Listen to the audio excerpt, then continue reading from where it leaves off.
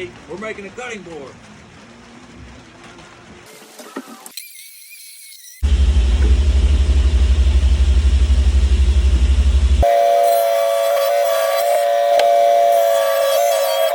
Now that we have our boards cut to size, we're going to cut them in half so we can glue them all together.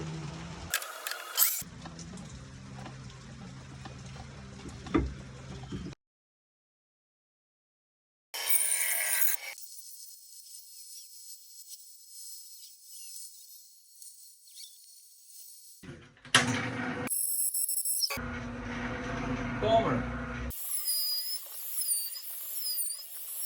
To finish this, we're going to use only the finest olive oil available on the market.